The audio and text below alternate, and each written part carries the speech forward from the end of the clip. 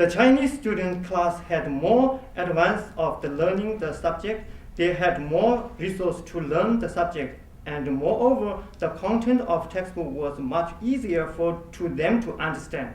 And the example in textbook were much familiar to them than to Tibetan students. As for the Tibetan students who were taught in Chinese language, at first they had a language problem to understand the concepts. Same as I did when I was learning the subject. Another major problem that at that time was that Chinese language had become very fashionable, and my students showed little interest knowing the concept in Tibetan language.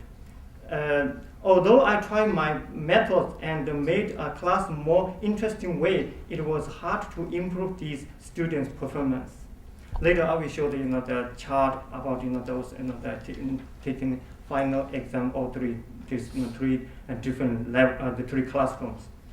For the pilot class students, their textbook was directly translated from the Chinese textbook. They did not have the language problem to read the textbook and to do the writing work.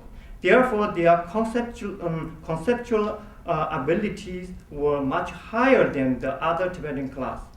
Comparing to their two classes, pilot class students did not have any extra resource to help them on the subject, so as a teacher, I had to develop my own material to help the student to understand better.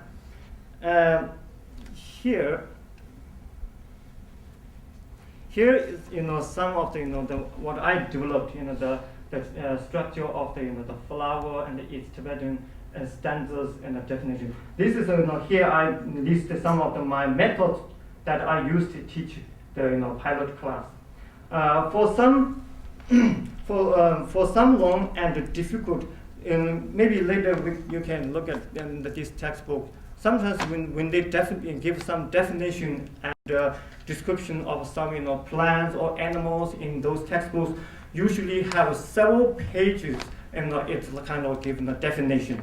And then I try to write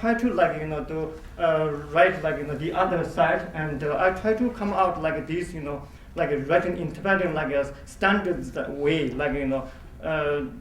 standard. This is one of the example. I'm using the Tibetan standards. We're using the standards, reciting the content is common Tibetan culture. It made it very easy for the student to remember the definition. This is what I did in back to 1991, and this is basically it's about the one of the plant, the flower of the structure of the flower of the celery cabbage. And then they wrote Jiangdou Jiange Goglip Shi Seto Jiange Demoshi. So this writing like this style, then students can easily to read, easily to understand, and easily to memorize. And then when the text exam comes, then when I let them to write some definition for that, then they will recite this. Then through this, then they can make a more a definition through this more easy. I think it really works well for the students. And but for the Tibetan student who taught in Chinese, then it's very difficult. Because first of all, their Chinese, the language, level is so low, so there's no way to come out such, writing style. Secondly, I usually did not focus much on the example which were not familiar to the students in the textbook. Instead, I try to find some content example which were familiar to Tibetan students. For example, sometimes in textbook when we talk about animals, so they give some water buffalo, how the size of the water buffalo and how the body shape looks like, and also the structure of the water buffalo. Then it give the Tibetan students kind of because they never saw the water buffalo in Tibet. So I try to change this the yak to the student, because basically water buffalo and the yak are mammal, so same comes from the same family, so there's no difference, like between these two, animals. So that's why I try to bring them their interest to learning this subject. And I give them as an example, so they got excited to learn about the structure of the animal they knew.